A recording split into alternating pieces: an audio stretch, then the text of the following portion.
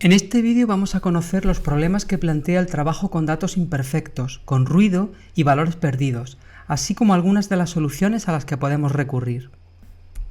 Comenzaremos con una introducción al problema que plantean los datos imperfectos para, a continuación, describir con más detalle el trabajo con datos que tienen ruido, cómo abordar el tratamiento de valores perdidos y la detección de valores anómalos y erróneos. Los datos, en general, nunca son completamente perfectos, pudiendo faltar valores en algunos de los atributos, existir ruido y datos anómalos. La consecuencia es que el modelo aprendido será de menor calidad si no se tienen en cuenta y se tratan adecuadamente todas estas circunstancias. Debemos siempre tener en cuenta el lema Garbage in, Garbage out. Es decir, si los datos de entrada son de baja calidad, en general, los modelos obtenidos también lo serán. Las tres casuísticas más comunes en cuanto a datos imperfectos se refiere son las que aquí se enumeran: datos con ruido, datos con valores perdidos y datos con valores anómalos u erróneos. Vamos a introducir cada una de ellas, comenzando por el tratamiento de los datos con ruido. El concepto de ruido en los datos proviene del campo de teoría de la señal, en el que al estudiar una señal concreta se detecta la presencia de una perturbación. En el tratamiento de datos, ese ruido suele estar causado por problemas de calibración en los aparatos de medida empleados para recolectar los datos. Son los conocidos como errores sistemáticos, relativamente fáciles de detectar y corregir. Pueden existir, no obstante, otras causas para la aparición de datos erróneos. Asimismo, ha de tenerse un extremo cuidado en su tratamiento, ya que hay situaciones en las que datos completamente válidos podrían ser identificados erróneamente como ruido.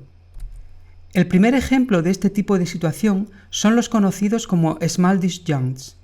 Los datos tienden a agruparse en el espacio unidimensional de atributos formando clústeres. Pero el tamaño de estos clústeres, especialmente en clases con presencia minoritaria, puede ser tan pequeño que estén formados solo por unas pocas muestras, pudiendo ser identificadas como ruido. Un segundo ejemplo sería el de las clases con solapamiento. Al contar con atributos que contienen valores similares, lo cual induce una frontera de decisión difusa. Las instancias cercanas a dicha frontera pueden ser de una clase u otra. En ocasiones no es posible distinguir las muestras de datos con ruido entre aquellas que están en el borde de la frontera de división. En general, el rendimiento de un clasificador puede verse seriamente afectado si existen muchos ejemplos con estas características. Los diferentes métodos propuestos en la literatura para el tratamiento de ruido operan en buena parte como filtros, métodos de preprocesamiento cuyo objetivo es detectar y eliminar las muestras con ruido. El conocido como ensemble filter se basa en el uso de un conjunto de clasificadores fuertes frente al ruido, como pueden ser C45 o 1NN, de tal forma que los datos son procesados independientemente por cada uno de ellos a fin de determinar cuál sería su clase correcta. La salida de estos clasificadores, 3 en este esquema que mostramos aquí, se toma como una votación que, ya sea por consenso o por mayoría, determina qué ejemplos pueden ser considerados ruidosos y por tanto eliminados del conjunto de datos. Un filtro similar es el conocido como CVCF. Dada la conocida tolerancia de C45 frente a datos con ruido, este filtro usa un ensemble de árboles para procesar todas las muestras y determinar cuáles de ellas contienen ruido. Métodos como los que acaban de describirse asumen que los conjuntos de datos son relativamente pequeños y que, en consecuencia, una sola iteración sobre ellos es suficiente para detectar y eliminar el ruido existente. El método IPF es un filtro iterativo diseñado para conjuntos de datos grandes. Lo que se hace es repetir el proceso de filtrado un cierto número de veces hasta que se alcanza una condición de parada. Pasemos ahora a ocuparnos de la presencia de valores perdidos, es decir, cómo actuar cuando se desconocen los valores concretos para algunos de los atributos en parte de las muestras que forman el conjunto de datos. Frente a la presencia de valores perdidos se proponen fundamentalmente dos alternativas: ignorar las muestras correspondientes o bien imputar dichos valores recurriendo a algún método, habitualmente estadístico.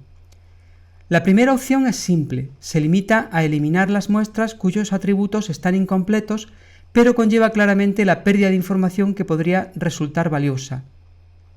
La segunda alternativa, que es la que se utiliza más habitualmente, consiste en imputar dichos valores, por ejemplo, asignándoles el valor promedio de los valores sí presentes en el mismo atributo o aquel más probable según la predicción realizada por algún algoritmo concreto, como puede ser un árbol de decisión o el valor de dicho atributo en los vecinos más cercanos.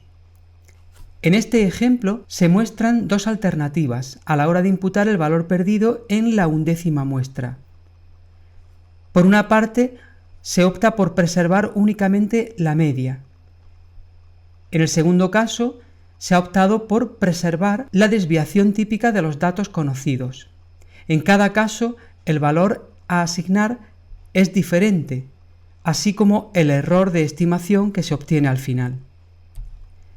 En este otro ejemplo suponemos que el valor de x para la segunda muestra no se ha facilitado.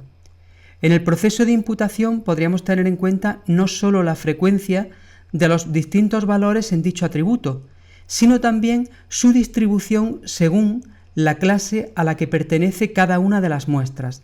De esta manera podríamos mejorar la calidad del proceso de imputación de los valores perdidos. Como indicaba en la introducción de este apartado, en el contexto del tratamiento de valores perdidos es corriente recurrir a métodos de aprendizaje automático a fin de realizar la imputación de dichos valores. Entre las técnicas más habituales están las basadas en vecinos más cercanos y el agrupamiento de los datos. En este último apartado vamos a introducir el tratamiento de valores erróneos y la detección de datos anómalos, también conocidos como outliers. Es importante que distingamos claramente lo que es un dato erróneo de uno anómalo. Este último es un dato completamente válido, pero de carácter excepcional frente al resto de muestras que hay en el conjunto de datos. En esta representación gráfica simplificada puede apreciarse cómo las muestras de datos se concentran en 4 grupos con características similares. Pero también existen 4 ejemplos atípicos, alejados de estos cúmulos. Si la posición de estos outliers en el espacio se debe a que cuentan con un valor claramente fuera del rango válido para uno o más atributos, sería fácil confirmarlos como datos erróneos y tratar de corregir su posición. En ausencia de esa certeza, no obstante, no podemos afirmar que estas muestras sean erróneas. De hecho, en ciertas situaciones podrían resultar los patrones de mayor interés para el caso de análisis en estudio. Si suponemos que los atributos de estas muestras reflejan los patrones de uso de una tarjeta de crédito, los datos agrupados representarían el uso legítimo habitual de las mismas, mientras que los outliers corresponderían a usos anómalos, probablemente fraudulentos. En la literatura se proponen diferentes métodos para detectar estos valores anómalos. Esencialmente están basados en distancias entre los vecinos y técnicas de clustering o agrupamiento que permiten determinar qué ejemplos quedan alejados de todos los demás. Algunos métodos de aprendizaje, como las redes neuronales artificiales y las máquinas de vectores soporte, son, por naturaleza, robustos frente a la presencia de valores anómalos. Para el resto de los métodos es preciso tratar estas muestras antes de proceder al aprendizaje, siguiendo para ello técnicas similares a las descritas previamente para el tratamiento de ruido. Entre estas, como se indicó al inicio de este vídeo, se encuentran la posibilidad de ignorar las muestras que contienen datos anómalos, así como utilizar diferentes tipos de filtros para tratar este tipo de información. En conclusión, el tratamiento del ruido, los datos anómalos y los valores perdidos son tareas de preprocesamiento que tienen relevancia, tienen una gran importancia a la hora de obtener modelos de aprendizaje con una alta calidad.